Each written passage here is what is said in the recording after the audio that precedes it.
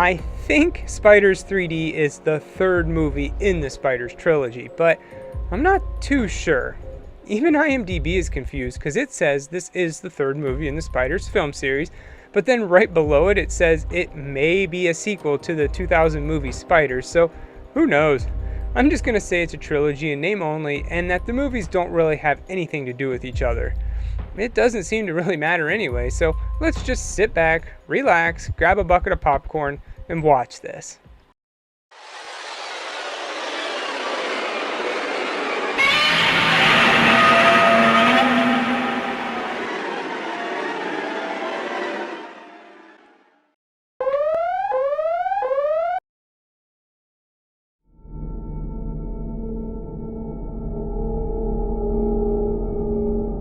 Way out in space, a meteor comes flying by. A chunk of it hits an abandoned space station, and some debris starts heading down towards Earth. Meanwhile, we meet Jason, who seems to be in charge of the city's transportation. It's the start of a busy day, and it's about to get busier. The space debris falls down, just missing all the buildings and breaking through the ground right into the subway. Pretty lucky if you ask me.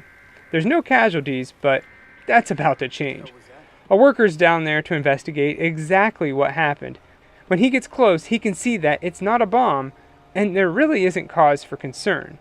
But then he gets bit by a spider, and not long after that he stumbles over and falls right on the rail, killing him. Jason goes down to investigate and sees that it's just space junk and no real reason to hold up traffic during rush hour. But Rachel isn't too sure.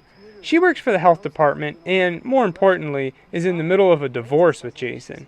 She wants to investigate a little bit more, just to make sure everything's okay. But everything's not okay. That night at the morgue, we see the body of the guy who died on the rail is filled with spider eggs. One in particular catches the eye of the doctor, and she gives it to Jason to have his ex-wife take a closer look. The next morning, the subway has a rat problem.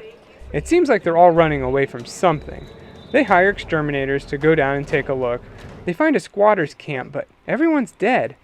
Then they see the culprits. It's spiders! Yeah, it's spiders.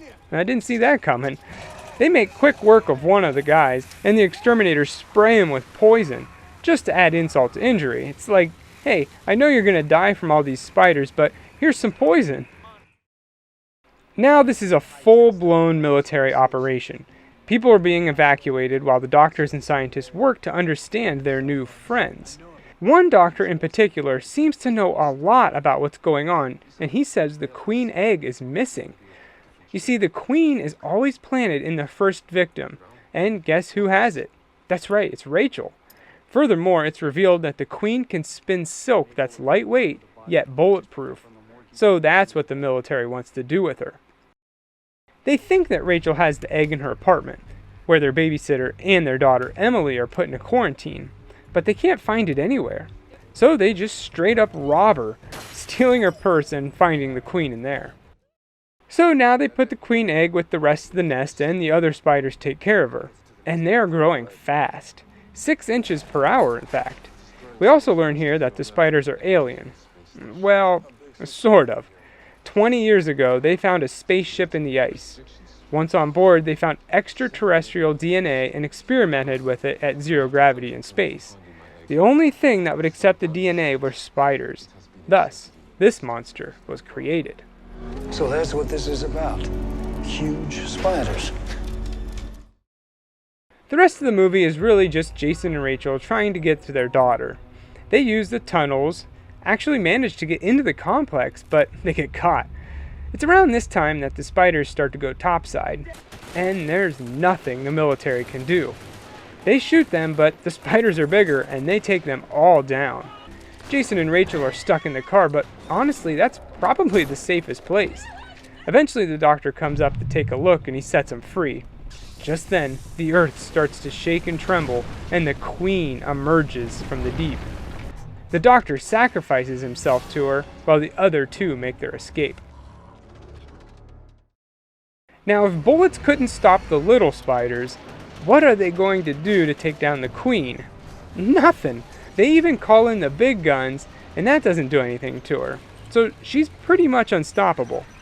Meanwhile, Emily escapes from the apartment and makes it to a toy shop, where she texts her parents to meet her there. But, oops, she falls down into the subway and the Queen is coming for her. She sprays Emily with some silk and saves her for later. Jason and Rachel are finally reunited with their daughter. But the show's not over yet, and Jason has to take out the Queen. What better way to kill a giant spider monster than to ram it with a subway train? And that's exactly what he does.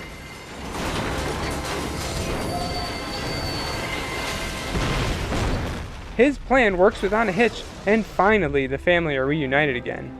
But there's still at least one spider left.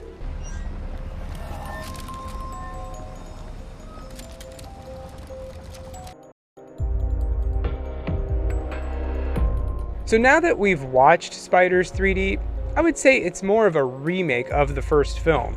They inject alien DNA into spiders and got cataclysmic results in both films. We can just ignore Spiders 2 as it has nothing to do with anything.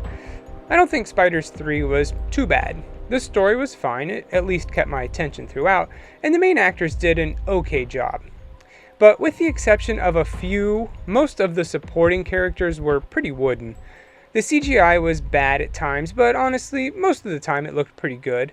There are a few plot holes, like how a spider can survive a meteor crash, but turn your brain off and just have fun. I give Spiders 3D 2.5 train cars colliding with a giant queen spider out of 4.